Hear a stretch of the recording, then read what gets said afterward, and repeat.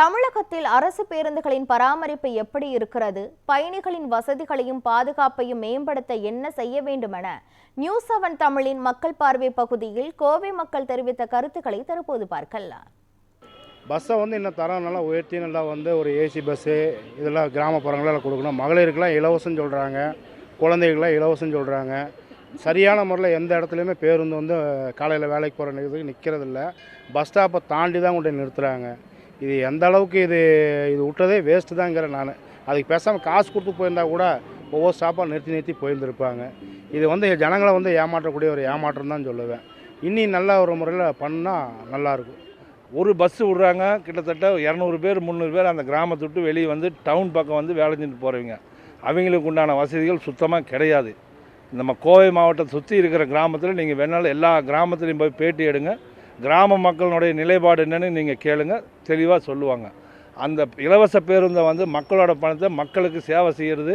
மாநகராட்சியில் தான் வருமானத்தை தான் பார்க்குறாங்க வழிய மக்களுடைய சேவை ரொம்ப குறைவாக இருக்குது. அதை இந்த அரசாங்கம் கண்காணித்து அதனுடைய பயன்பாடுகளை நிறைவேற்றினா. பஸ்ஸில் எல்லாம் பார்த்தீங்கன்னா இலவச பேருந்துன்னு சொல்லிட்டு அது பழைய வண்டிக்கு தான் இந்த இலவச பேருந்துன்னு போடுறாங்க.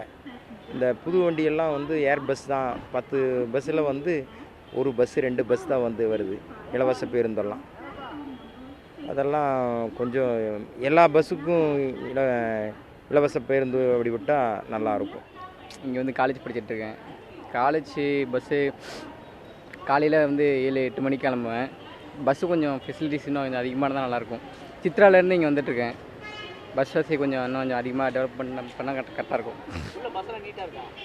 நீட்டு உள்ளே கொஞ்சம் சரியில்லை. மேலெலாம் சீலிங் கொஞ்சம் விட்டு போயிருக்குது. மழை பெஞ்சால் தண்ணி ஒழுகுது. செட் ஆகலை. நல்லா அட்வான்ஸ் பண்ணிக்கிறாங்க. எல்லாம் புது பஸ்ஸாக விட்டுருக்குறாங்க. எல்லாம் சீட்டெல்லாம் கம்ஃபர்டபுளாக தான் இருக்குது. ஒன்றும் சொல்லிக்கிற மாதிரி இல்லை. எல்லா ஸ்டாப்லேயும் கொஞ்சம் நின்று போனால் மக்களுக்கு நல்லா யூஸ் ஆகும். இந்த ஆட்சியில் எதுவும் இல்லைங்க. டைமு வண்டி வருது. மகளிருக்கு தனியாக வண்டி வருது. அது இல்லாமல் பார்த்தீங்கன்னா ஒரு வண்டிக்கு 2 வண்டியாக வருது. ஒன்றும் பிரச்சனை இல்லை. மக்கள் எல்லாம் ஃப்ரீயாக ஏறி ஃப்ரீயாக இறங்கி போயிட்டுருக்குறாங்க.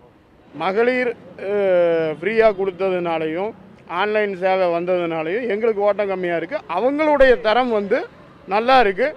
அந்த மகளிருக்கு உண்டான பேருந்துன்னு சொல்லி இலவச பேருந்து ஒன்று போட்டிருக்காங்க பார்த்தீங்களா, அது மட்டும் கொஞ்சம் கண்டமான வண்டிகளாக இருக்குது.